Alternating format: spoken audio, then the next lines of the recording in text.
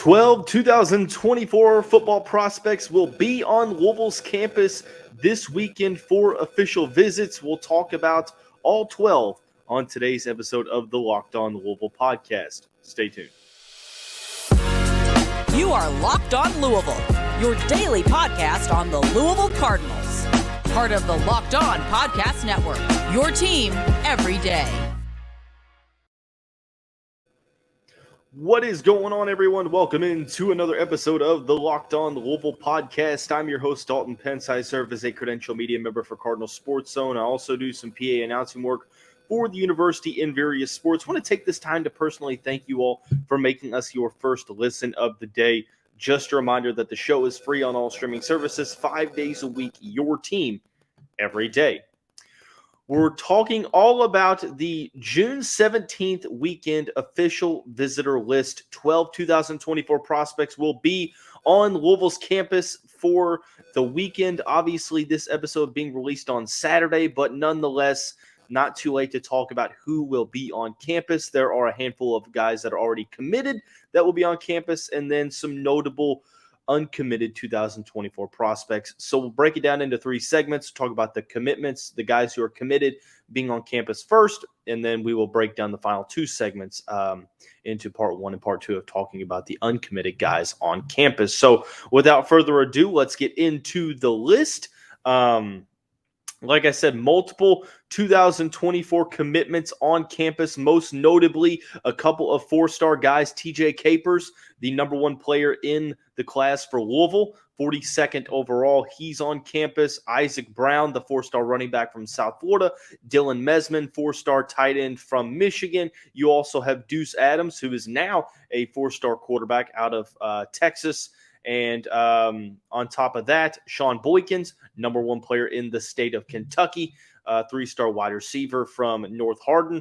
And then last but not least, Jimmy Williams, offensive tackle out of the South Florida area, three-star offensive lineman. So what is that? 6 commitments. So 6 of the 12 on campus are guys that are already committed. Now, you could say, well, I mean, Dalton, how notable is this? And I don't know how you can suggest that it is not notable, because at the end of the day, here's the way I look at this. Just because they are committed doesn't really mean much in terms of the grand scheme of things. You still have to get that signature on the dotted line in terms of the national letter of intent. Even then, we've seen guys are being let out of their national letters of intent, but that's a story for a different day. We're just going to talk about assuming that if they sign their national letter of intent, they're likely going to end up at that respective school. And I think that we've seen guys that have been, very solid commitments throughout the years, when they commit as juniors or even sophomores, and then they stay solid until just a little bit before signing day. Their commitment starts to waver a little bit, and next thing you know, they flip to another school and sign their national letter of intent with a school not named the University of Louisville. So to make a long story short, or really to keep a long story long, because I wasn't necessarily getting anywhere at that point, a player that is committed to Louisville, spending an official visit weekend in the summer at Louisville is good for a couple reasons. Number one, it's taking away the possibility of them visiting another school that weekend, and that's something to look forward to, because we've seen with the new official visit rules that players are being able to go out and go see more schools than they ever have before, and that's big time, I think, when you continue to work in the summer, because that's where, the prime time of recruiting comes about. Obviously things in the summer, the months in the summer is where schools start to make up ground in certain recruitments. They start to get serious with certain recruitments as well. I think that it's a matter of, continuing to, confirm that interest and, be able to get players on campus, get them around the coaching staff, get them around the program. Some of these players that committed but were only on campus for spring practice, well, now, they are, visiting the school again, not on an unofficial visit standpoint, but now on an official visit, so they're allowed to do more things, which is obviously beneficial to the school that they're visiting. Excuse me. ultimately, I don't necessarily think you can look at this in a a a non-positive light, because I mean, there's no drawbacks to getting these players on official visits. Some will say, well, why can't we wait till the fall and get these players on official visits in the fall to where it's closer to signing day, to where maybe you have a better chance of holding on to their commitments? Sure, but even then, who's to say that they can't come back for visits in the fall? I mean, I don't understand why people look at this in a light that is not positive. Granted, I'm not saying that many are doing that, but I'm just saying that having multiple guys committed on campus is big. It's extremely important. And I've seen some say, well, these are guys that are already committed. Why are we wasting our time with? And I'm sitting here like, this is not wasting time whatsoever. This is critical to keeping commitments, to making sure you hold on to commitments. And that's something that it can't get lost by the wayside. And I understand that probably 98% of fan bases don't see things this way. But I was talking to someone, actually just a person who had been watching the show and was a big fan of the show, and it was an extremely cool moment. But we got to talking a little bit about the official visits in June, and the guy said, "Hey, look, I was extremely excited about the guys that came in the first couple weekends, but this upcoming weekend, it seems like there's just as many commitments as there are guys non-committed, and I feel like that can kind of hurt momentum a little bit." And I think I guess I understand the gist of what he's saying, is that you can't, or I guess the possibility of adding another commitment is maybe less than what it was with the amount of guys that were uncommitted on campus the past couple weekends. But what I told him was, well, think of it this way: you are kind of working to hold on to these commitments and working to have guys like, look, you have multiple 4-star guys on campus that a lot of top programs are going after. I mean, TJ Capers is a top 50 recruit. For Louisville to go in and get a top 50 recruit and hold on to that commitment, it's great that he's back on campus and he's spending this weekend at Louisville rather than Miami or a Florida State or an Ohio State, one of the blue bloods of college football. And then you have guys like Isaac Brown and Dylan Mesman, Deuce Adams, Shaun Boykins, Jimmy Williams, the 6 commitments on campus. This is just another opportunity for them to get closer to the coaching staff, to feel better about their commitment, and to not only do that, but to network, to build up their relationships with the current recruits.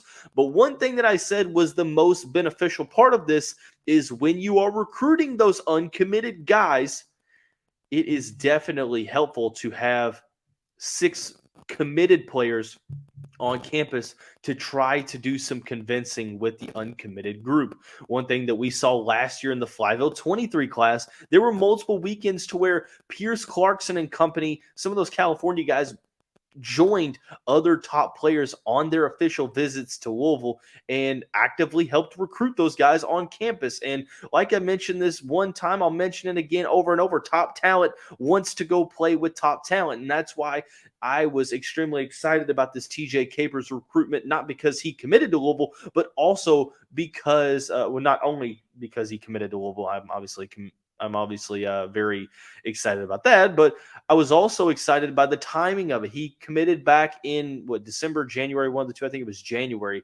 But on top of that, one of the first commitments. So you have a top 50 player in the class able to do some recruiting, and that's something that you can't overlook here. And I think that the way you look at it, there's a couple reasons why this is extremely beneficial for Louisville. You get to confirm those relationships. You get to continue to build other relationships with the coaching staff, with the other recruits, with the guys that are uncommitted. So you can do some convincing. You can, stay in their ear, try to do what you can to help them have a good time, and just continue to, get closer with all parties involved on campus, on the team, on the coaching staff, whatever may have you. So I look at this as an extremely eventful recruiting weekend.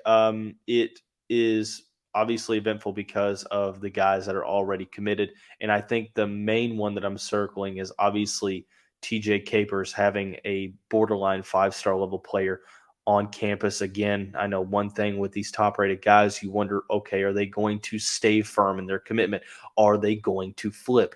And this would probably be one of Louisville's top 5 rated commitments of all time, maybe even higher than that. I forgot what I said earlier, but it seems like Capers is sliding in the rankings just a little bit. Oh, well, I mean, who cares? He's still very talented, and we know how rankings work. I mean, it is what it is. So something to focus on as we go throughout the weekend and we see what happens at the end of the weekend. So definitely worth noting, but very solid to have half of the class coming in, or half of this official visit class coming in being committed players to Louisville. So something to just focus on there. I do want to now turn over into the second segment of the show where we are going to discuss 2 uncommitted guys that would be absolute game changers on this defense, Kavion, Henderson, and Nicholas Rodriguez. Before we talk about those recruitments and where Louisville stands in both of those, I want to talk about our friends over at Birddogs. Birddogs has been an opportunity that we've talked to you about for the past month or so. I just got my first pair of Birddogs in the mail just a couple weeks ago, and look, they're game changers. I will say it how it is. They make you look good. They make you feel good. They're versatile. You name it. A lot of applications. The khaki shorts that I got that I use for work, they fit a little slimmer through the thigh and leg, giving you a truly sculpted look. They do the exact same thing as Lululemon, but they fit way better, and you're paying significantly less than for the Lulu name. They fit way better than regular shorts that are made of a stiff, restricting cotton. They fix the issue by inventing cloud knit fabric, and they look just like khaki, but stretches so you get a way slimmer fit. Like I said, you don't sacrifice movement with that either. Overall, I think that this is an opportunity that everyone should take advantage of. If you go to birddogs.com/lockedoncollege, you'll get a free Yeti-style tumbler with your order. That's birddogs.com/lockedoncollege for a free Yeti-style tumbler. You won't want to take your Birddogs off. We promise you that. So much versatility involved. Definitely feel like it's an opportunity that you need to take advantage of right now. Hey, Cardinal fans, it is, in my opinion, one of the best weeks of the year. The NBA draft is coming up on Thursday evening, and Locked On has you covered. Locked On's NBA mock draft special is here, and it's bigger than ever. Follow along the entire first round in a 6-episode ultimate mock draft experience. Only Locked On can deliver. All episodes are available now on the Locked On NBA Big Board on YouTube or wherever you get your podcasts. But nonetheless, we're going to continue on talking about the June 17th football visitor list. We just talked about the commitments. There are 6 guys that are uncommitted on campus. We'll talk about 2 in this segment, Kavion Henderson and Nicholas Rodriguez. Henderson is currently committed to Arkansas. The borderline top 200 prospect, 6'2" defensive lineman from Leeds, Alabama, is one of the most elite defensive linemen in the country. I will say this, I've seen multiple people ask, well, just how big of a chance does Louisville have with some of these guys that are committed? I mean, JoJo Stone, LSU wide receiver, was on campus last weekend. Some other guys like Jeffrey Rush, who was committed to Mississippi. He was on campus last weekend. Lakia Rowland, committed to Maryland, was on campus last weekend. Just how significant of a chance do Louisville have with these guys? Well, I can tell you from talking to someone close with the program, they've told me that essentially Louisville is not going to bring a recruit onto campus unless they feel like they have a solid chance in that recruitment. Now, that's not to say that they are going to be the favorite in their recruitment, or that if they bring them on campus that they're going to commit right away. That's not what I'm saying. But literally, they're not just going to bring a recruit on campus just to bring them on. They're being very selective, even though it doesn't sort of seem that way with the amount of guys that they're bringing on campus. But nonetheless, I can tell you with full confidence that this is a tactic that they are employing, that if they don't feel like that they have a solid chance to maybe do some convincing on that official visit, well, it's likely that they're not going to bring that recruit onto campus. So they feel like they have a decent shot with Kavion Henderson, who committed to Arkansas back. I'm trying to think of when he committed back. I'll be able to tell you here in just a second. I do apologize. Okay, here, last November, he committed to Arkansas. Obviously has a ton of big-time offers, being rated as the number 206th best player in the country. 6'3", 243 pounds, plays on the edge for Leeds High School in Alabama. So he's grown a little bit and has sort of transitioned to the outside of the defensive line to where he could possibly play, with his hand in the dirt or standing up as an outside linebacker pass rusher. But nonetheless has a ton of explosiveness, does a good job of getting after the quarterback, sideline to sideline, uses that twitch and that explosiveness and also that strength for his size to be able to make lives miserable for opposing offensive linemen. This is an interesting situation because it seems like Louisville's opportunity, their window of opportunity is pretty slim. He visited Georgia Tech last weekend. Louisville this weekend, but next weekend he goes back to Fayetteville to visit the team that he is committed to. So it's going to be easier said than done trying to flip an SEC commitment. It just is what it is. But the fact that they got him on campus for an official visit is something that is notable to focus on. But I think that, like I said, you do have to wonder, despite feeling like you have a chance, how big of a chance is it, right? So you wonder with him going on to campus, sort of like JoJo Stone. JoJo Stone has scheduled an official visit for LSU to return. So it's going to be easier said than done, but you try to at least lay the foundation, lay the groundwork. So maybe in the fall you can continue to make up ground and try to get him back on campus for a visit. But this is going to be the recruitment that you look at specifically because he is the highest rated uncommitted guy on campus and one that you're going to have to look at and be like, well, how big of a chance does Louisville have? Just something to focus on. I think that Louisville is going to have to obviously make up a ton of ground. But he's the only committed player, or the player committed elsewhere on campus. The first uncommitted guy that I want to talk about is Nicholas Rodriguez. Now, if you listened to the episode with Grant Mulligan a couple weeks ago, you'll remember that I said that Nicholas Rodriguez is one of my favorite defensive prospects in this class. 3-star linebacker, plays for St. Thomas Aquinas, national powerhouse in Fort Lauderdale. He's only rated as a 3-star, 521st in the nation, but the film and the offer sheet suggests that he is a 4-star level player. This past season, 93 total tackles, 10 of those were for a loss. He had 5 sacks, 3 pass breakups, 9 quarterback hurries, 2 forced fumbles, 2 fumble recoveries, and an interception. This has been a busy June. He made an official visit to Ohio State in early June. That's a place that you have to watch out for in this recruitment. He made an official visit to West Virginia last week, and now he's on campus at Louisville. He's been on the Cardinals campus for unofficials in the past couple months, but he is the defensive prospect that I feel like could be or could contain the most pro potential. He is a prototypical NFL-style linebacker, inside guy that covers sideline to sideline, does a good job of play recognition, hits extremely tough. It's hard to bounce off of the hits that he lays. He is a player that I feel like getting him on campus is big time, especially now that you are after the Ohio State visit, so you can try to potentially push for a commitment. I think that Louisville has some room for linebackers in their future. I know that they have some youth at the position, but they also have some need at the position as well. And I think that the linebacker position is one that you need some future multiple year stars. And I think Nicholas Rodriguez is a top 250 player. I'll say it how it is. I said it a couple weeks ago. I'll say it again today on June 17th because I truly believe it.